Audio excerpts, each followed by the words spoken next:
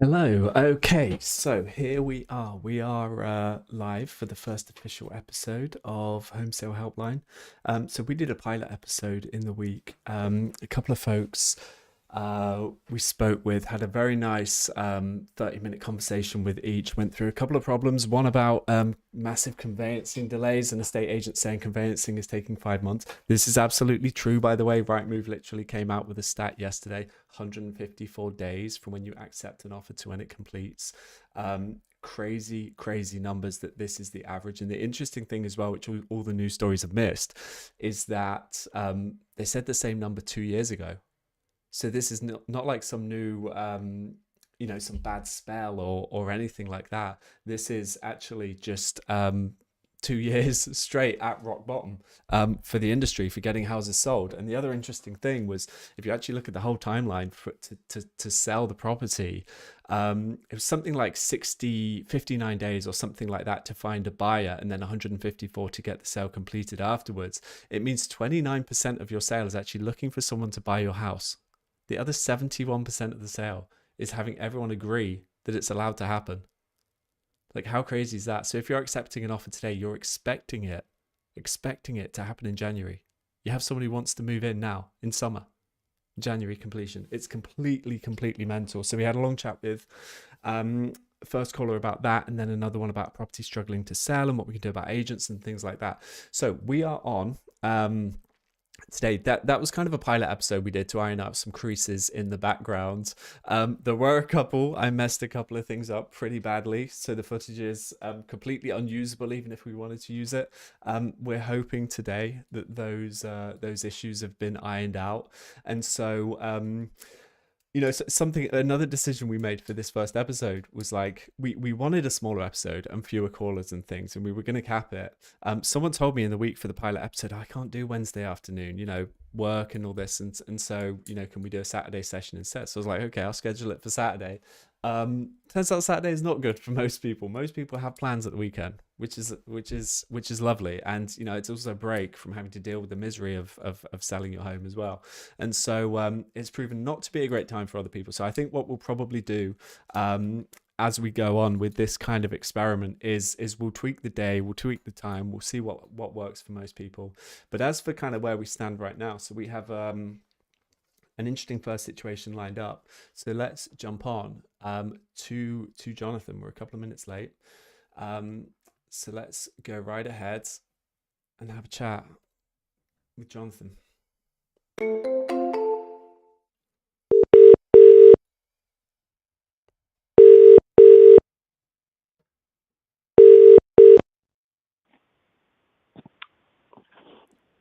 Hello. Hello, Jonathan. It's Matt at Home Selling Expert. How are you? I'm good, thank you. How are you, Good. Matthew? All good. All good. Thanks for asking. Is now still a good Okay, time to talk? fine. Yes, a good time. Great. Okay. Why don't we start at the beginning? Tell me everything. Tell me what was happening before, how it's led to now, and what kind of needs to happen next, and the problems that you're facing. We'll go from there. Okay, right. Okay. It started off an inherited property.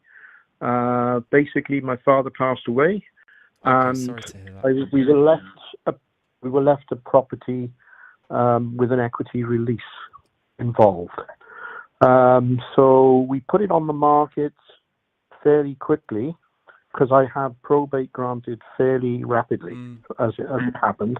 But despite being on with two agents, it seemed that the market was very depressed, and because the property is in need of modernization and a lot of refurbishment, effectively we didn't get a lot of viewings for quite a long time. Viewings did pick up, and we eventually, to cut in a long story short, we had an offer from somebody who wanted to return to the area, who didn't require a mortgage, but did require to sell their property. Mm. And they had two buyers, if you like, down the chain. So there were effectively three involved Yeah. below my property. That that happened in June. So given that my father passed away in September 24, you can see where we are in terms of interest accruing on fairly large equity release. Yeah. So the imperative was to be realistic with the offer that since we had a number of reductions from the beginning, to get people over the foot. This was on the advice of estate agents. Lower the price, which we did, and quite honestly, we didn't have a great deal of success. I wish we hadn't reduced it quite as much, but the offer we accepted would have cleared, all of the costs, and we might have made something from it. However, that offer and that acceptance of the property, albeit a lowball offer, was accepted, and that was in June, and things were progressing quite nicely. No real issues on the solicitor's side. And then I had a call from the estate agent who had made the sale that the buyer's buyer has lost their sale, and it turns out that both the buyers that were buying the buyer's property have fallen through. Okay. So I gave them a 2-week, that was the middle of July, I gave them a 2-week grace period that they asked for, rather than putting it straight back on the market. And nothing's really materialized apart from a level 3 survey, which they've used to try and use as a renegotiating tool, although they're not in a position to proceed anyway. So where I'm basically back to square one without a sale. I'm also not in contract with any estate agent. They took on the sale. They basically got this sale by virtue of the fact that I give notice to the two agents, and the person that had viewed this property had made the mistake of going to both. They viewed on both estate agents. Right. So although I give notice, the offer came in right at the end, and it had to be handed back to one of the agents I was dealing with. So now I have found it difficult to get information sometimes out of the agent, but the present agent who's dealing with me, seems very experienced and is advising me on various ways forward.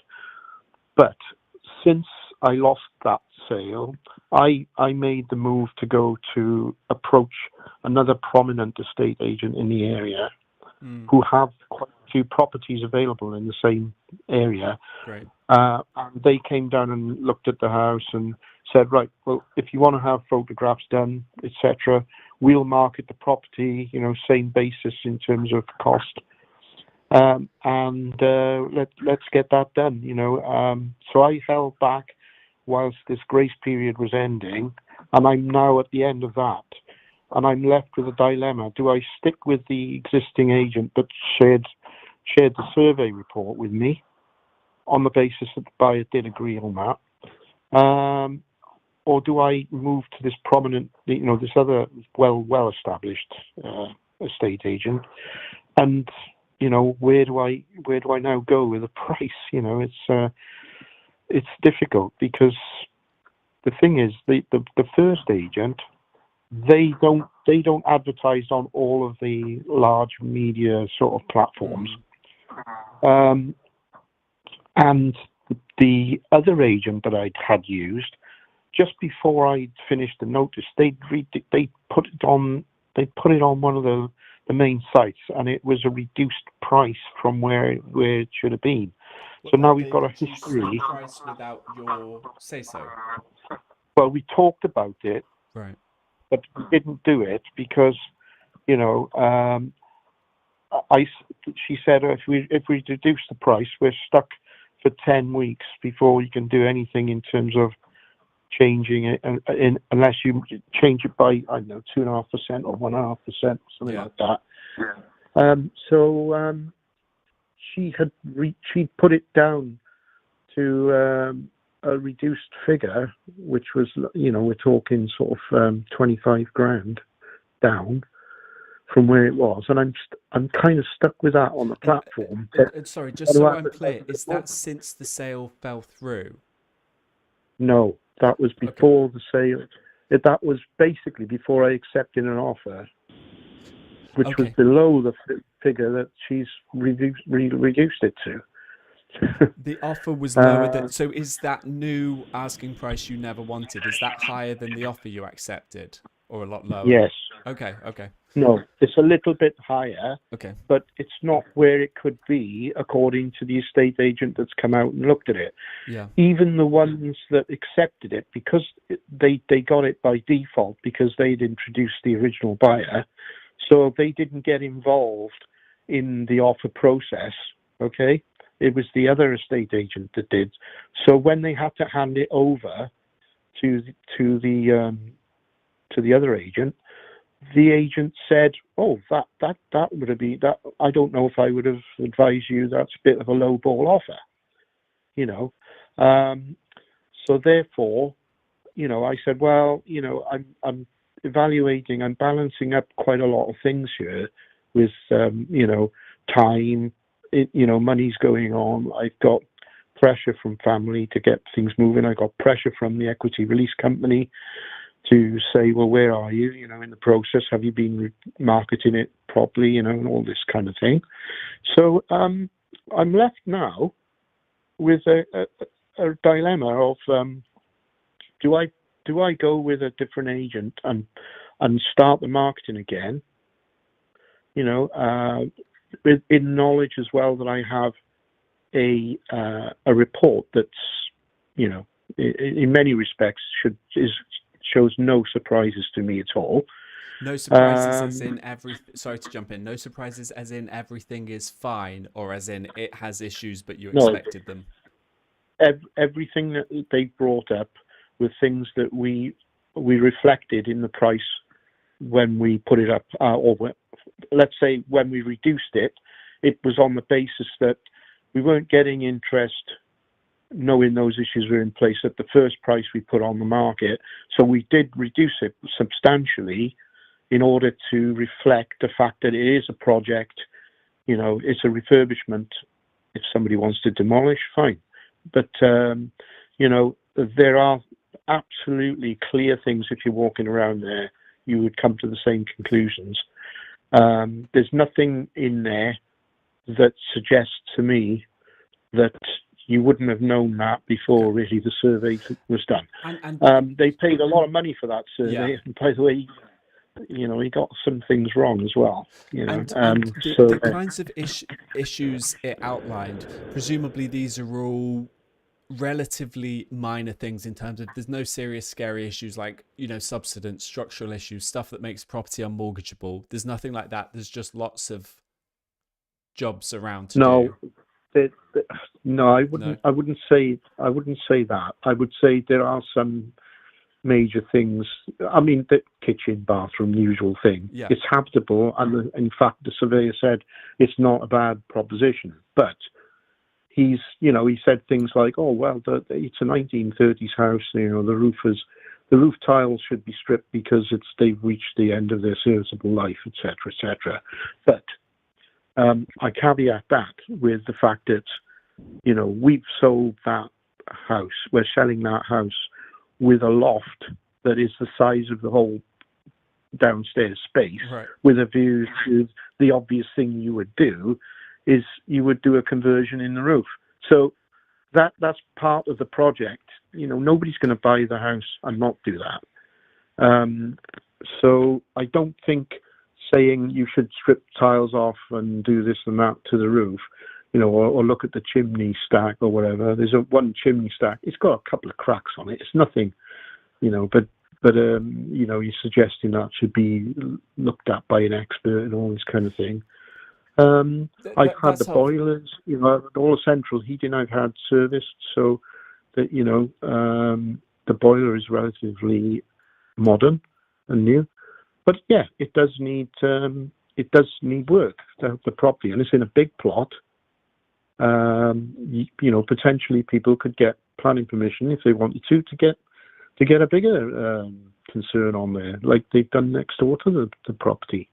Yeah, They've demolished a bungalow, Okay, yeah. In sorry. terms of that survey, the reason I was just asking about major problems, Yeah, by the sounds of it, whoever buys the property is going to be ready to roll their sleeve up and do a bunch of stuff to it. You mentioned new kitchen, new bathroom. They're going to be looking at yeah, modernizing this for the next, if they want to move in with their family and it's their next 10-year home or something.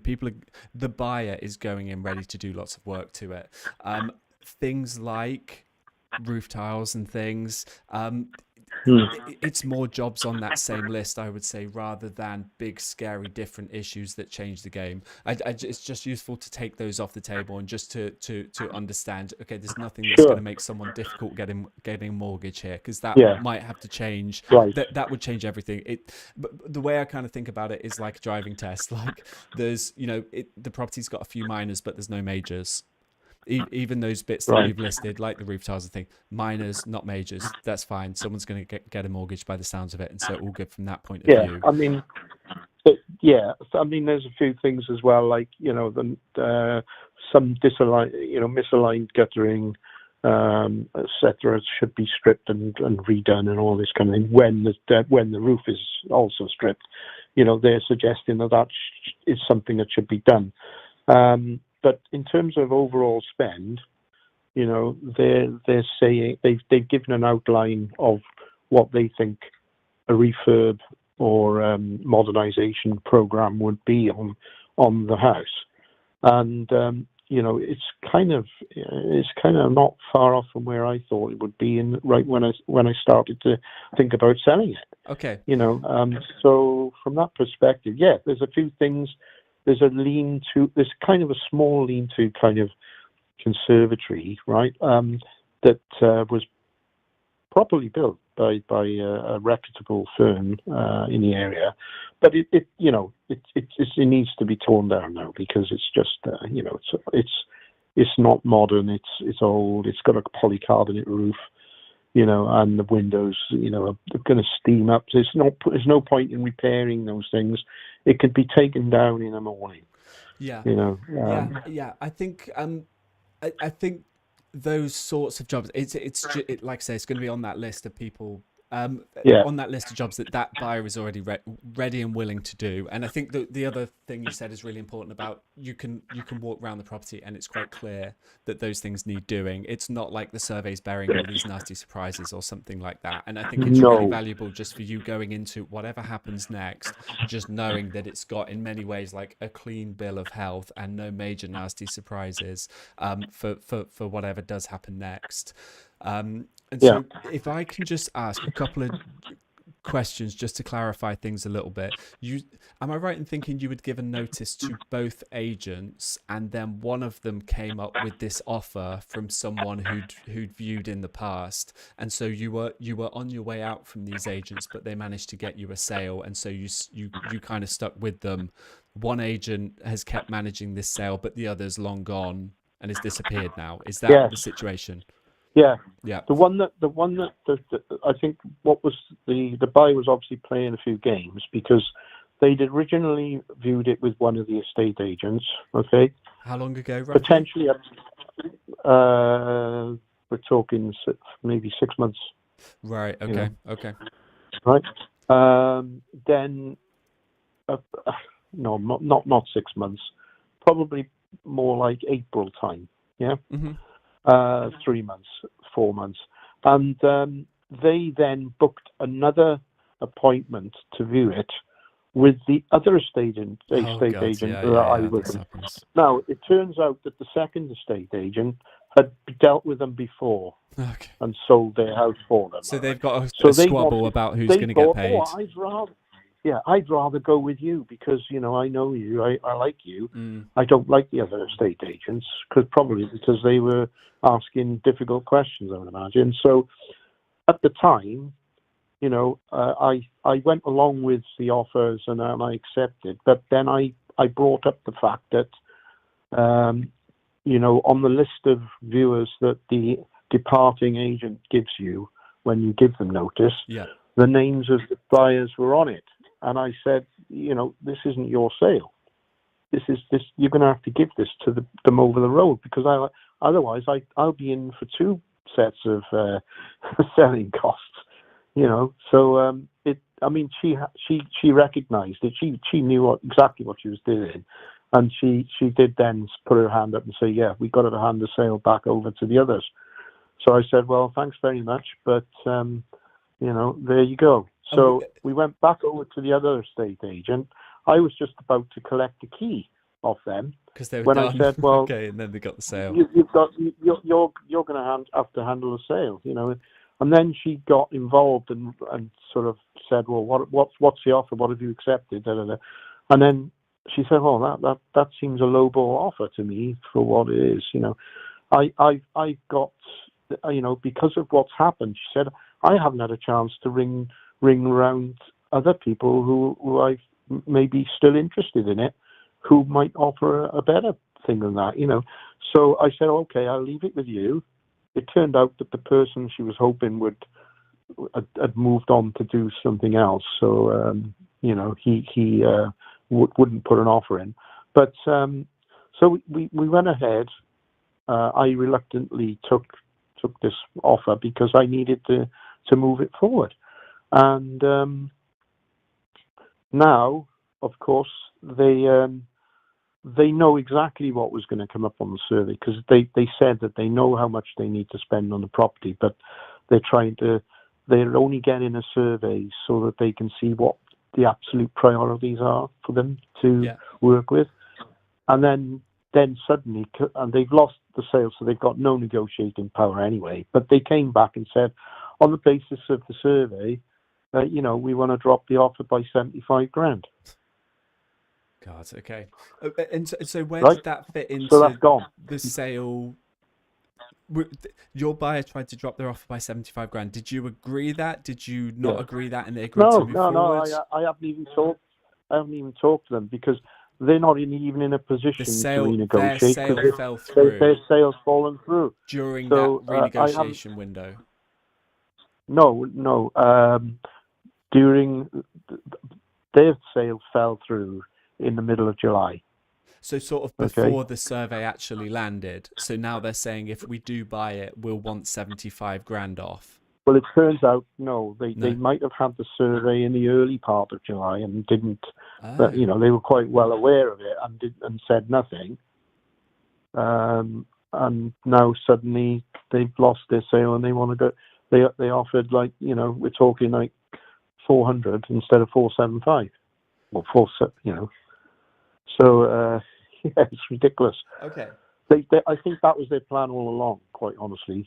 I think they were pretty much time wasting. Okay. Because that's useful. That is a very material fact. The fact that it's not like trying to get the sale back on when they fix the chain. No. It's like that sale is completely different now from what it was anyway. I think there's I wouldn't be allowed to sell it at that, because the equity release would not allow it. Okay. It wouldn't cover it.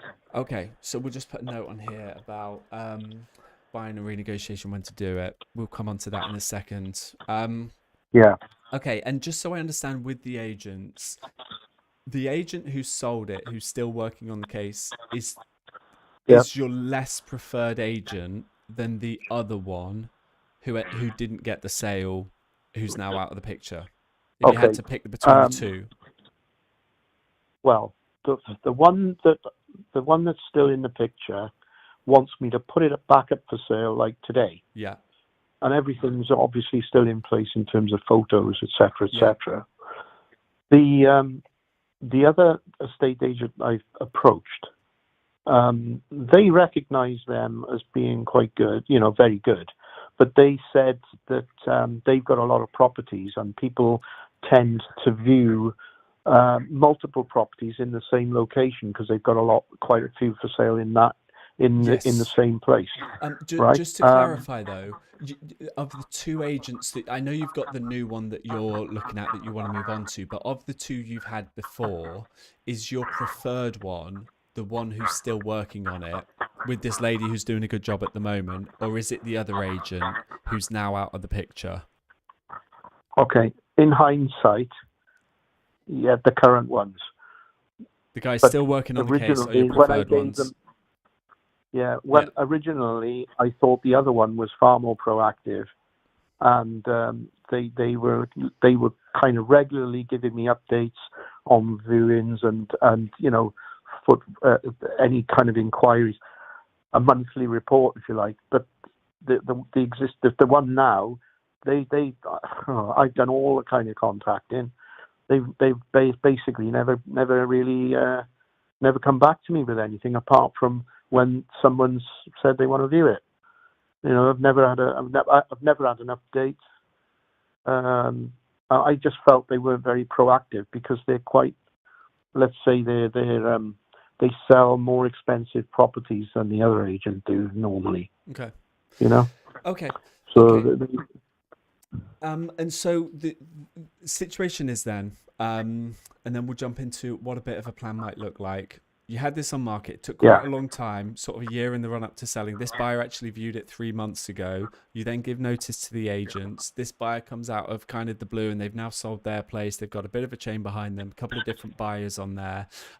Everything all good. They're going ahead at, I think you said 475. They get the survey done. Everything all good. And then suddenly middle of July, they lose their chain. Then it comes, and so you give them a couple of weeks grace, but it kind of comes out in that period that they actually intend to also drop the price by 75 grand because of the survey that they've had. And so the question now is, what do you do from here? Do you go back and wait for this buyer? Do you try and renegotiate with this buyer?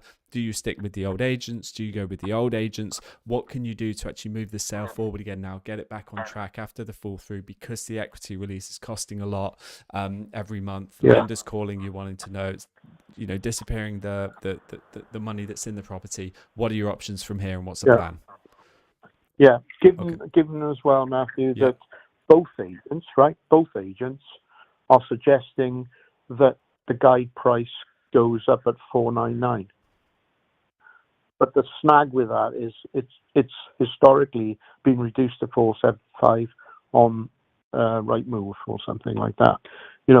So therefore I can still do it, but people are savvy these days, aren't they? They go online, they look at the viewing history and stuff, and they'll see that it was reduced to 475, and they'll be asking, well, why has he put it back up to 499? Yeah. Okay, we could talk about that. Price increases. Okay, let's jump into a bit of a plan then. So first of all, I think basically the answer to this is pursue all leads. And in fact, I disagree a little bit about what the estate agent recommended to you. They said to give this buyer 2 weeks grace. I can understand why they do that, and it is a nice gesture for the buyer, and it certainly makes the agent's life easier. I don't feel like it's necessarily the best option for you, though, and I kind of say this for anyone else who ends up watching this. Is like, at this point, you can say to the buyer, look, really sorry to hear that. We will absolutely still sell to you. Let's keep in touch, but we really need to move on with the sale. And so I've got to get it back on market in case anyone else comes forward in the meantime. Yeah. You just back both horses. Now because, that ship has sailed because I know. That happened on the 15th, doesn't it? So we're at the 1st now. Yep. And the estate agent contacted me and said, we're coming to the end of the grace period. We need to put it back on the market. Yeah, no, I get that, but I think that's So that's kind of one thing. I think in terms of this buyer, there is no harm in pursuing a hypothetical conversation with them about, okay, let's assume that you agree a sale on your property again, and because what you've got here is a property that is somewhat trickier to sell. It is more unique. It's a little bit more rural or remote than some properties. Stuff in busier areas tends to sell easier, and all these different things. And so if you can actually get something back on track with this buyer, then you've sold the trickier sale, and you're now just waiting on his, which is probably a slightly more straightforward sale. And so you end up actually, in a slightly better position with a better chance of sale.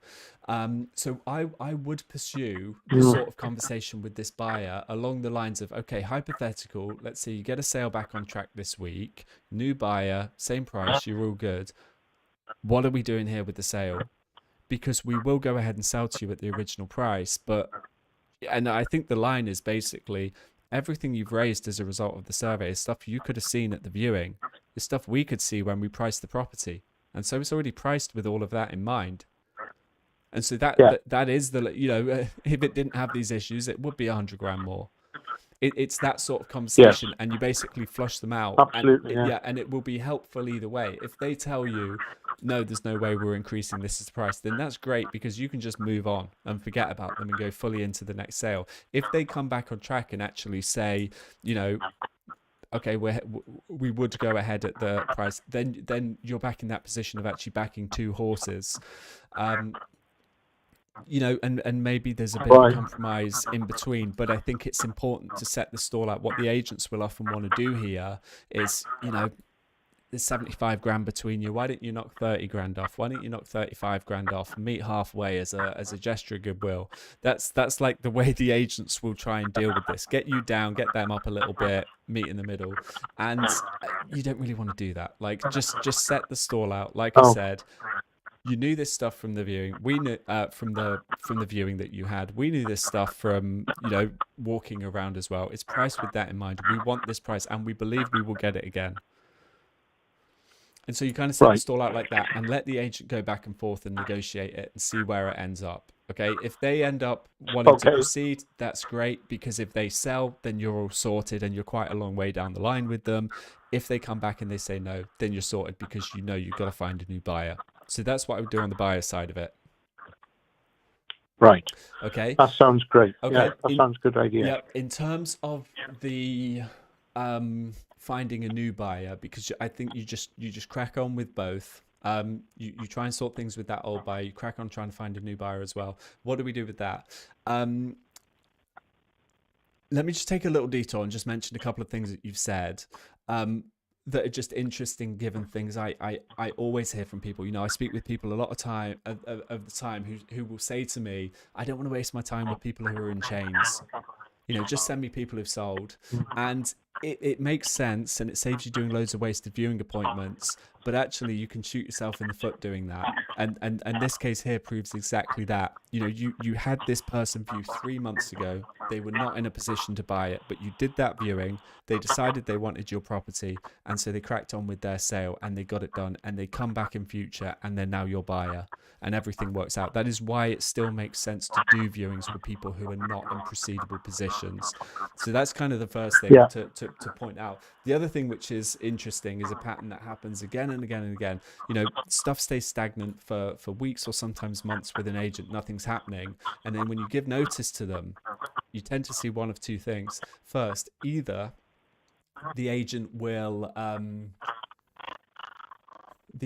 come back and basically nothing will happen. They got a 14-day notice period. They're like, we've lost it. We're not going to sell this. Just give up. Don't waste any more time on it. Or you get an agent who somehow magically pulls something out of the bag, because they're like, gosh, we're going to lose this one. Hit the phones. Who can we call? Have you checked in with that guy for a while? And you do often, actually, by giving notice, you sometimes pull something out of the bag. And so it's always, this is why we encourage people to switch agents after it's been 4 months or so with someone, or when you're out of contract. And so that has potentially paid off nicely there as well. Can you hear me okay? I'm getting a bit of fuzziness.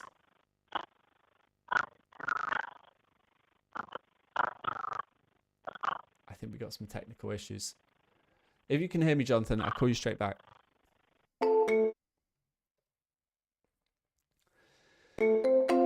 Technical issues, always the way.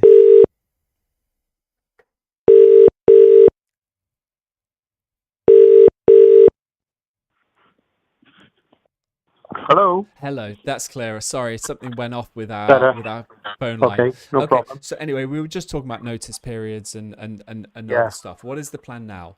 And so what I would do is, I think you've done the right thing selling with two agents. That's what you were doing originally. Having two agents, it gives you two listings on Rightmove. We always encourage agents to use slightly different front shots in each picture, so it genuinely gets two looks from buyers as they're scrolling through all these listings.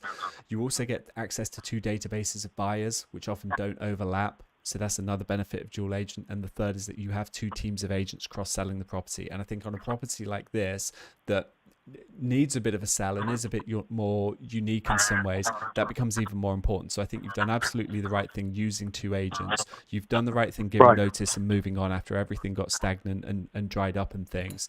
You've got a new agent now that you are keen to move on to and that shows promise. I think what you have to do is choose one of the two agents that you have been with up until now, and stick with them. If there's not, I know with the kind of area you are, there's not always tons and tons of agents to choose from, and so if one of the if there aren't two obvious new ones for you to move on to, then I think picking one of the two you are already with makes sense. I think you just need to decide which one it is. I think based on what you've said, it sounds like the current agent is maybe not the one. You said the other one was being more proactive, calling you more often, and that's kind of what you need if you're going to look for another buyer. And so you might end up in this position where you go onto the new agent, you go back to the agent who you thought had sold it but turned out hadn't. Both of them work to find you a new buyer, and the other agent who has this current buyer, you're still dealing with them, and it's their last shot to basically get a sale done. Does that feel like it makes sense, or have I got those agents the wrong way around and you want to stick with the guys still working on it? It's not so much that. It's the fact. Well, the new agent that I've approached, we're talking sort of probably the best, or I say the biggest estate agent in the area in terms of the kinds of properties that we're talking about. Excuse me. And they're very, very well known. And I got a good sense of experience from the sales type, or I don't know what you'd call them really. She came out to look at the property and everything to sort of assess it. But the conversation was on the basis of a sole selling proposition, and that was 1%. So it's a question of whether they'd accept going with 1% if I stayed with the other agent as well. Yeah. Because quite honestly, I'd be quite happy to stay with the agent that's doing the sale now. Okay. Knowing now there was somebody in the sort of somebody in the game, then they seem to have started to sort of react better to what I think I would have expected, like saying, "Oh, you shouldn't do this, you shouldn't do that." They've actually have come back and said, "Well, what we should do now is put it straight back on the market, and we should."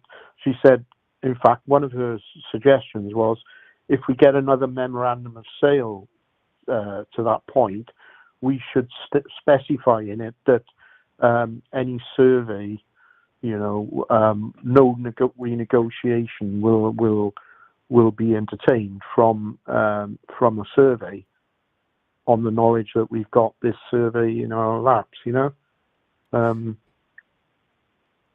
so it's priced in. We know it's priced in. Yeah. So I think if you're happy with that, with that pick of agents, then you aim for doing that. This new one you want, the current one that you're happy sticking with as well. In terms of the dual agent with the new one, I will give him a call and explain that you do want to stick with the current agent and give them another chance. And they did get you a buyer last time, and so are you happy going ahead on dual? A lot will say yes, especially because they can see that you're motivated to sell properties realistically priced because someone's offered that recently, and you're in a must sell situation. Like, worst thing for agents is someone who's not a must sell. They're going to test the market, they're going to overprice it for 4 months, waste everyone's time, and then take it back off the market. That's what the agent wants to avoid. If you come along, I'm realistically priced and I need to sell, that's a really good instruction for them, and so they should be a bit more prepared to kind of bend and maybe take it. Now, they might say that there is a higher fee for doing dual agent. Personally, for me, I feel it's worth paying. We paid Right. a lot of money in estate agent fees over the years. We pay more because of dual, and that's the conclusion I've reached. It's just it's worth doing. Like I said before, we get 2 listings on Rightmove, we get 2 databases of buyers, we get 2 teams of agents proactively cross-selling the property to bring us more interest. I feel it's worth paying for, because you've got to remember there's 400 or 500 grand at stake here.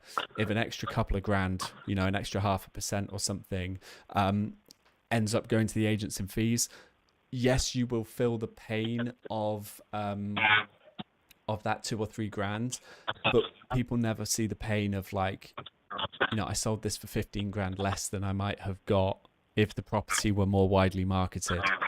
People never see Yeah. that bill or feel that pain, but just by testing Yeah. everything on both sides, we've tended to feel it massively outweighs the bit of extra fee that you have. So that would be my recommendation. Try and get them to do dual at the same price. If not, be willing to go a little bit higher. And if they just have a stake in the ground, they just won't do dual at all, then what I would do is say, okay, go with them, but on a limited contract. Like, I would not want to sign in a 16-week contract with an agent who's refusing to have any competition or anyone nipping at their heels. That it feels like a bad sign. Right. I just hate putting ourselves in that position, because we've had it time and time again where the best agent, really good, best market share and stuff, you sign up with them on sole agent and they just go through the motions and lock you into a long contract and you're stuck. It's like the last thing that you want. So that's kind of the 3 stages I would go through in agreeing, taking on this agent. A couple of other things that you mentioned were about the price reductions and price increases. Price reductions going down to this level, was it the right thing to do? It's really difficult to say. Some people will draw the conclusion that, we've been on the market at X price for, 3 months now, no one's bought it yet, and therefore it is too much money, and so we need to reduce the price. And there's a lot of merit to that argument. The times when I think it is a bit more nuanced is when you do have something that is a bit more rural or a bit more unique, because the problem there This is coastal. Yes. This is coastal. Yeah. The thing is, Matt, right? Just I should point out that the offer that when the offer came in, and we hadn't reduced the price down to 475, it was at 500, right? Yep. So when the offer came in, it actually started off at 460 on a 500. And that was on the basis of affordability and stuff. And I said no. And then we went up from there. We managed to get it up from their 460 to where it ended up. Now, that means that, somebody was willing to sort of put in an offer when it was advertised around the 500 mark or guide price. So we've got scope to come down without actually, without losing that 0.5% potentially, if we have to pay another 0.5%, if we could squeeze that out of the asking price and get a sale, it wouldn't make any difference. But that makes the point on why I don't worry too much about the 0.5%. We're talking about 40 grand they started under the asking price, 25 grand it was agreed under. That 2,000 or 3,000 extra, everyone feels the pain of that. But there's so much more at stake. So I wouldn't worry too much about that bit of it. What I was kind of saying with the price reductions in these more rural areas is people will push you to reduce the price. It's always the first answer that the agent's got. The problem is, I kind of feel with these properties, the issue is not that, thousands of people are seeing it and deciding it's not worth the money. It's actually just that there aren't any real potential buyers in the market at any one time for it. And so Correct. you might have to wait 6 weeks for an actual real buyer to enter the market. It's just if you've slashed the price by 50 grand to try and force it to happen faster, you might not force anyone to show up sooner, but it's just available for 50 grand less when they finally do show up. I think that's exactly what's happened, if I'm honest with you, Matt. I think we were sort of at 550 at the beginning, and the agent, particularly the first agent, the one that I had the notice and they've gone. Although they were proactive at the same time saying, look, it's no point in going down from 550 to 530 because the next footfall sort of marker, people are going to be looking in the 500 range. So if you want to go, and get more people across the threshold, you've got to go down to 500 rather than, 530 or 525. And that's kind of, I'm sorry now that we did that, because we could comfortably have been at 500 plus, with an offer potentially. If those people had come along when it was 550, they might have actually offered more. It is always possible. You have had quite a long wait for someone, and I did have a little look in the local market, and I could see a decent amount was selling, and so it might be that 475 level is kind of the a ceiling, or not a ceiling, but like a very good price for you to have gotten, rather than it being under. There is potentially an argument for that. I think what kind of drives it. Sorry, Matt. I'm actually wrong. I got mixed up with the 475. It was actually 467,500. Is the agreed sale price, or is where he started? The agreed sale price. Okay. Yeah.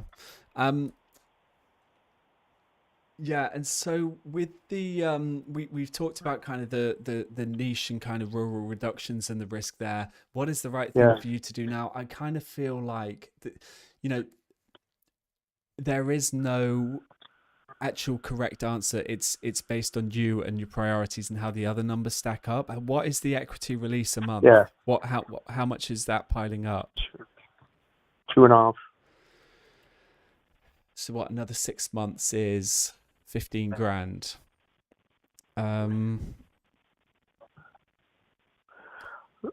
I can tell you, right, the actual figure it's at the moment is something in the region of 430. Yeah, obviously I cannot give you financial advice. I cannot give you legal advice. I cannot tell you what the right move to do is here. I think based on everything we've covered, though, I would worry that given how long it took to get a sale at 475 before, if you were to keep the asking price around 500, what if it does take till next Easter to agree another sale or something like that? That's then 8 months. That's 20 grand. You're up to 450 then, and everything's kind of telling you that maybe you end up having to come down from the 467 you had last time. And so I would feel more like this is a time to be, sometimes you can hold out and say, well, it's not costing me anything. I want to get a good price for it. I'll give it another 6 months, see how it goes.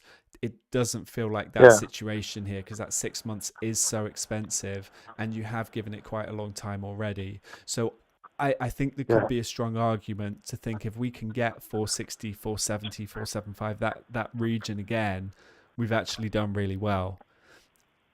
I think that's maybe how I would be feeling coming out of it, especially because this person is telling you, actually, I want to pay 60, 70 grand less than we agreed. And so I think, in terms of what to do on the price next, I think you can increase the price. If you have underpriced something to sell it fast, and this happens all the time with people coming out of auctions, they slash the price by 20 grand, by 20%. Try auction, it doesn't work. How do you put it back on with an agent now for 20% more than it was on for before? And the answer is, I think it's just one line. I think you just say to the agent, look, I dropped it and tried auction because I wanted to sell quick. My circumstances have changed, so now I want the full value again. I think in many ways that's all you've got to say if you are going to try and increase the price.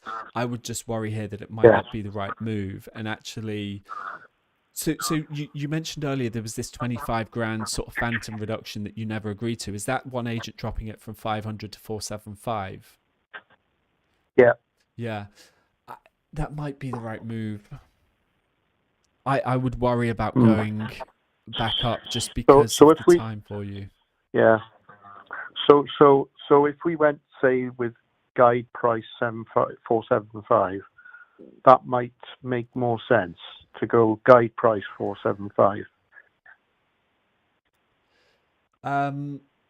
I think the answer doesn't come from me. I think it's got to come from the agent that you're speaking with, this new agent. Right. You're picking them Yeah. because they're Yeah. selling lots of similar properties nearby. That means they Yes. should have the best context from which to give you a valuation. And so what I would Yes. want to do with them is say, look, like, I want to price this correctly now. We don't know if it's been priced correctly before and I've undersold it. We don't know if I've got really lucky and got 460 when it's only worth 450. We don't know. So I need a fresh valuation from you. And you say, I don't want you to, like, over egg it and try and seduce me with a nice high Sugarcoat number. it. I want the facts. And Mm. specifically, the way that we put it is show me similar properties nearby that have sold recently. How long did they take to sell? Yeah. How much did they get? How many viewings did they get? What were the other offers?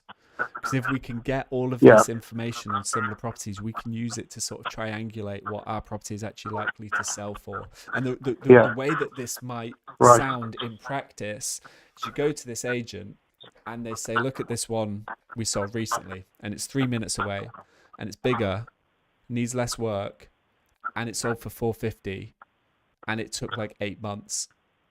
And you go, oh my God, well, that's why ours hasn't sold then. That's a better property that Yeah. took ages to sell for way less money. That's the smoking gun. Well, You might see that. You when might I also had see, I'll just say as well, you might also see the opposite. They might say we sold this smaller, worse place for 480 and it only took, a couple of months. And so you're like, okay, well, my agent's yeah. not been pulling their finger out. I've had a bit of an unlucky run. And, maybe 480, 500 is realistic, but that comes from them with those Yeah. that sort of real information. Yes. Well, when I had the new agent to come out and look, she brought out a sort of an example of Yeah. one that is a similar kind of price range that they're selling. Now, she said she was illustrating what an odd situation it is in this particular area, because of there's new builds, there's individual houses, and there's main road type, more traditional sort of seaside houses. Yeah. Therefore, there's quite a lot of different types of house there. And she showed me one where the person needed to move because of certain changes in circumstances. They needed to actually go up in the scale, not down. And they had done a complete sort of really nice job on their house. And she said, we've been inundated with viewings over the period, but she said we've had no offers. Loads of viewings, no offers.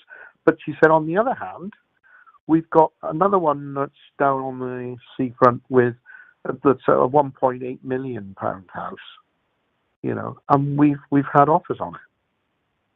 So it's that kind of place where she said, it literally is having the right person coming along at the right time. It's that kind of market there. So,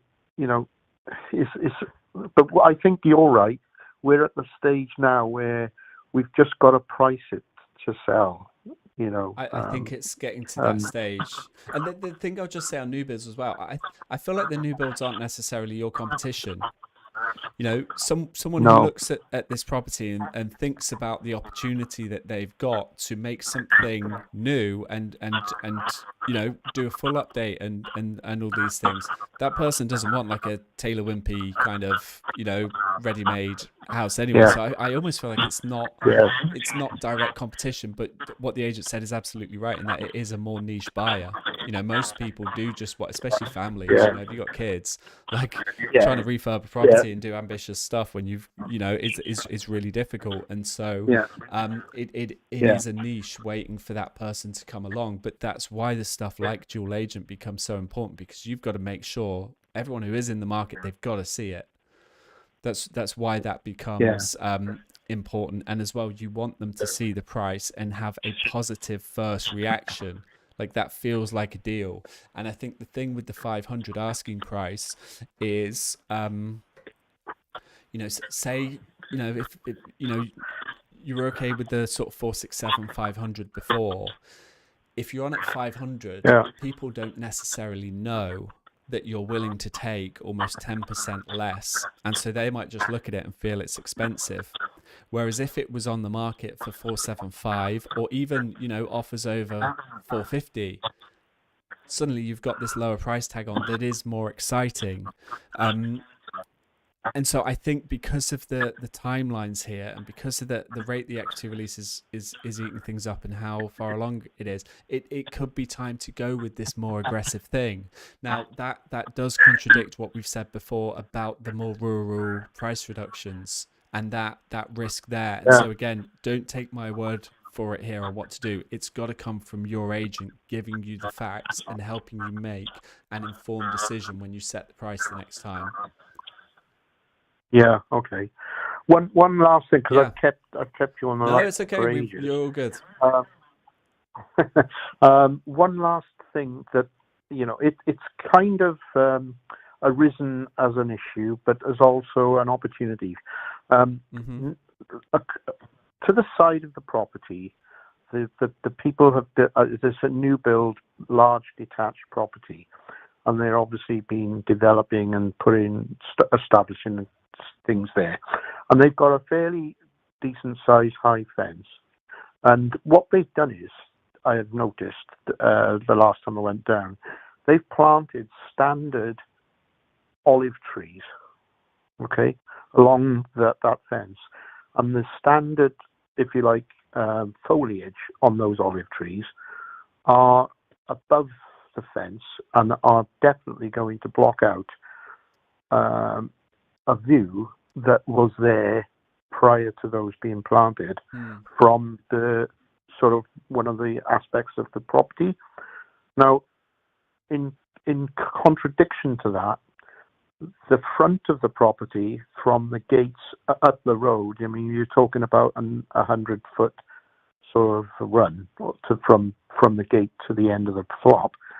There is scope to reduce the foliage on the plants and the trees and things down to the levels of the wall where the sea views become far more prominent from the garden.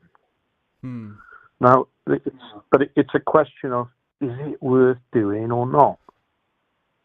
Would it be good for the new agent to have a fresh sort of marketing approach with those views in mind, with it being chopped down, or is it better to just stick with what was there before and avoid showing those olive trees in the photos? So let me clarify. Are you saying at the back of the property, a neighbour has planted olive trees that obscure the sea view? But no, to the side. At the side. To the side. Yeah. So if you go in, let's say you're coming up, if you go in through gates and you come up a drive, a slight, an incline, to what is effectively, it used to be a garage, but is now a dining room kitchen area.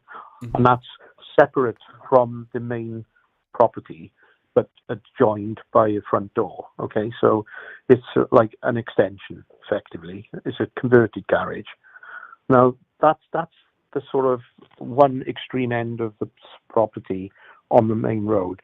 And then next down, on the main road is this new build, and he's put fencing along the border of my property, with fencing that slots in, fairly nice sort of contemporary fencing that slots in, and it's quite high. But nevertheless, if I'm in the dining room looking over to a neighbouring sort of coastal region, I can see over the sea, lovely, no problem.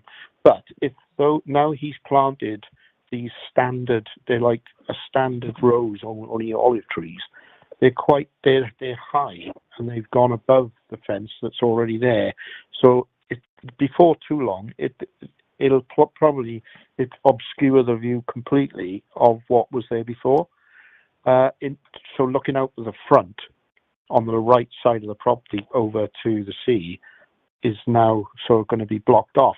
But having said that, from the front gates to the next property up on the main road, there's the borders of the property are very high for privacy purposes and could be taken down, so that the wall is, you can see over the wall and quite nicely see the sea views from the front wall. And that of the main part road would be in your control to do that.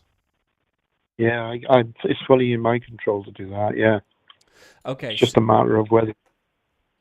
So to be clear, they're two separate issues, are they? One is that you've got this neighbour who's planted these trees, the olive trees, that's now obscuring the view. But in another part of the view, you've got the opportunity to actually make more of the view.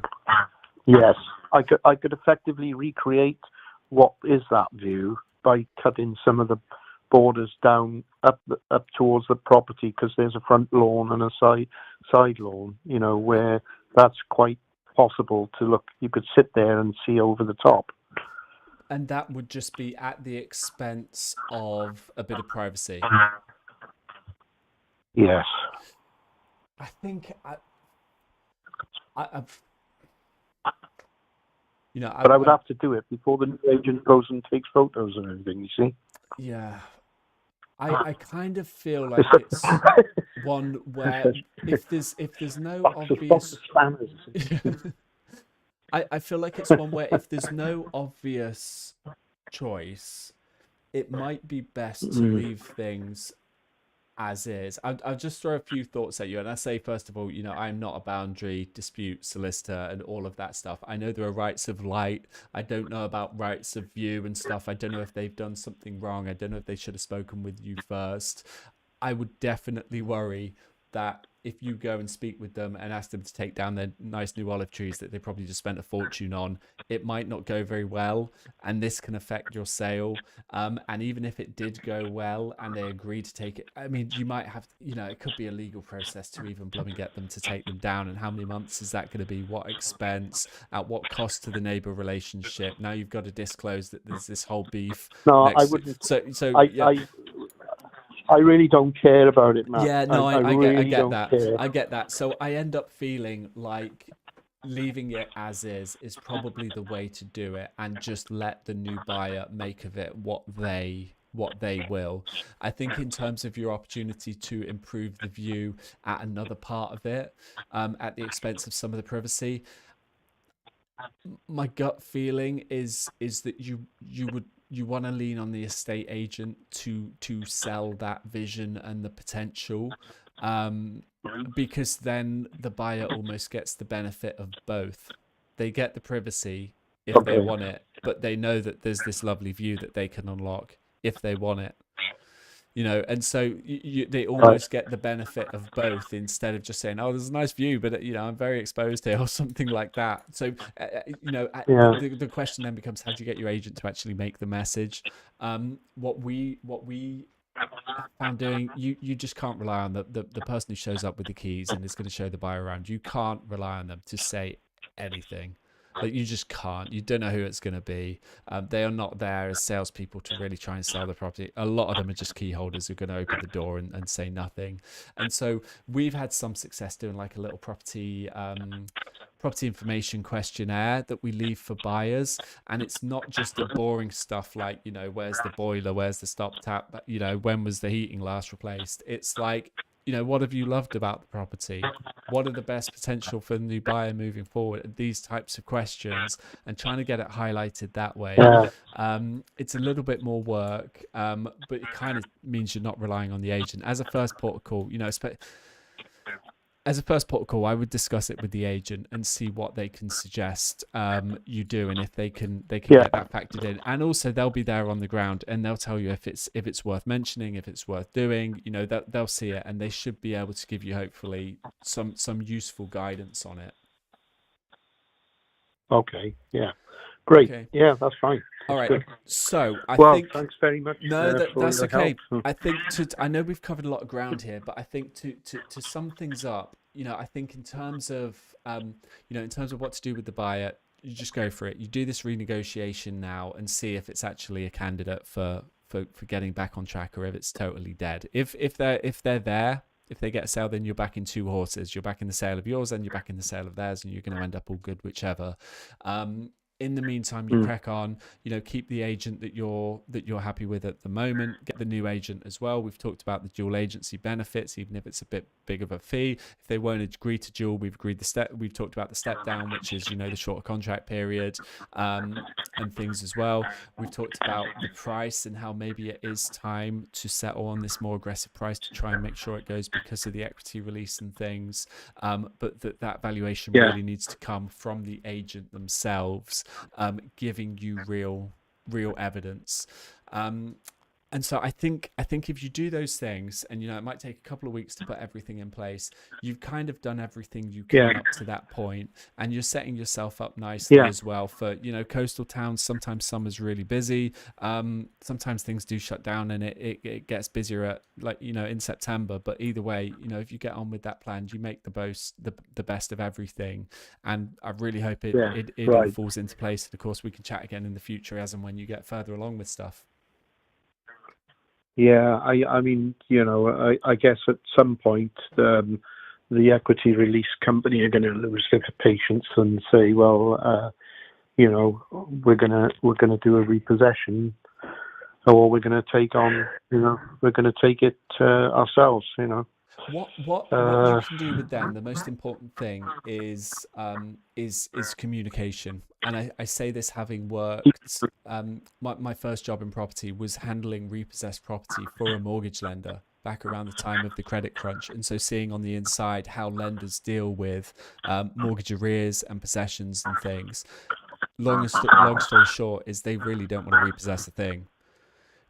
It costs them so much time, so much money. There's so much liability. If they do a bad job of selling it, you go after them saying like you've undersold this by 50 grand. There's just so much risk, and it really is a nightmare for them. They don't want to repossess stuff, and this is why you see with conventional mortgage lenders, although there's around 100,000 people in mortgage arrears of 5% or more of the of their mortgage balance. So 100,000 people in that's months and months of arrears. Only about 1% of those per quarter get repossessed. It's 1 or 2%. It's really, really low. Lenders do everything they can to avoid repossessing stuff, and the courts are there to protect you as well. I don't think it will come to that here, but I think what you really do is just communicate with them, because you just want them to look at it and say, well, you're being really proactive. You've pursued the other buyer that you had. You've changed the estate agents. You've changed the price. The lender looks at it and says, what more can we do to make this sell? And they're like, well, nothing. The chap in charge who's handling the sale is doing everything we do already, and probably more. And so as long as they can see that you're keeping them updated, you are their best chance of getting their money back most quickly. And so it comes down again, can't give you financial advice and this sort of stuff, and lenders do vary, especially equity release is a bit different from normal mortgage lenders, but communicating with the lender is absolutely always still the most important thing you can do, and they should be pleased with everything. You're taking this time on a Saturday to sort this stuff out. They can't ask for more from you. Yeah. Okay, well, thanks very much, Matt, for your time, and I also wish you to have a successful kind of run with these shows you're doing. Oh, I appreciate it. Thank you. And because it's a great idea to sort of offer things like this, and people then sort of benefit from what I've suffered. I wouldn't wish it on anyone. I know it's crazy, and I'm sorry it's been such a tricky, stressful ride getting out of this. It will come to an end, though. That is the thing to always remember. It will come to an end. There will be someone out there who's really excited to buy this property. They're excited for everything that it is. They will step into your shoes and be very happy to take this on. You're doing everything you can at the meantime to get that done. So I really hope this plan helps as well. And I'll be interested to, let us know how things go and stuff. And, I'm sure you'll run into more problems with whatever the next buyer is. We can have another chat as you get further on down the line. Okay, great. Thanks Cool. very much. All right. Lovely speaking with you. All the best. Okay, all the best to you. All right. Thanks, Jonathan. Bye. Okay. And so we see, types of things that people have to go through with this process, the uncertainty, the weird advice from different parties, the questions, the turmoil that you live with, trying to figure out, how do I play my hand here, against, in a game that can often feel like it's rigged against you. It's rigged to failure. This is what we were saying right at the very start. Right, we were saying the average sale, 154 days from when you accept the buyer's offer to when it completes. 5 months and 1 day. That is, like, it's absolutely crazy how long stuff's taking. And sales falling throughout, as you can see here, buyers renegotiating this crazy reductions. We've gone from nearly 470 grand to 400 grand just on a whim. No big deal. About everything you can see in the property as you walk around it. Nothing about this whole thing is easy, unfortunately. And I know you've got the estate agent on your side going through this process, but the problem with that is that a lot of people don't necessarily trust the intentions or the judgment of the agent they're dealing with. And again, we had a really nice example of that, trusting the intentions. This agent just dropped the price by 25 grand without the owner of the property even agreeing to it. And so that's kind of one of the reasons we start this helpline show. We will start small. We'll keep doing very few calls at a time. One of the interesting things is, I started these as 15-minute slots. Our first 2 calls during the week on the pilot episode both ran to like 35 minutes. So we're like, okay, we'll do 20-minute slots. And, we run well over an hour today. And so, it's surprising the number of moving pieces that there are in these sales and the complications and things, and that's one of the reasons I'm keen to do this show. Hopefully, if anyone ever watches this, like, our YouTube channel is very small at the moment. I'm expecting there's probably 0 live viewers right now. We'll clip this up, and people will end up seeing it. It will be useful to a handful of people. But one of the reasons we want to do this is because so many people end up in the dark and not knowing what to do and not trusting the agent's recommendations and things. And, I've been through this to death over the last 15 years, 500 plus sales, bought and sold over 100 of my own as well. And, when you really pay attention to what's going on, you see the same patterns repeat, not only repeat and just go through the motions and like, oh, there's that problem again, oh, tripped up again there. It's actually like, okay, what can we do to fix it? What's the game plan? What's the playbook for this situation, for when this arises next time? You go through hundreds and hundreds of times, you see all these different things. And so we can go through, we can hear these difficult stories and have a bit of a plan that is, I would say in almost every case, is going to be more useful than whatever the agent has done. I'll say one other thing. We've just done an hour on a Saturday morning with a home sale. I do this all the time. Like, evenings, afternoons and stuff, long calls with people, helping stuff for free. We've probably just spent more time than Jonathan's spoken with his agent for in the last, 3 months or something like that. These are the folks being paid, on a property like that, 5-6 grand. They've not got time to talk and give advice and guidance through all of this stuff. Like, it's crazy the standards in the industry and what is accepted. And so it would kind of be nice to set a bit of an example and put a bit of a dent in that. But anyway, let's wrap this up for now. I think we got a little bit to do in terms of some stuff in the background, making these kind of episodes come together. We'll fill the docket up so we got some more and some variety of interesting situations and things like that. But if you have watched, and I say that because if you're watching, you must have watched. You must be watching. Then thanks for watching. But either way, if you're selling your home, good luck. If you're not selling your home, congratulations. And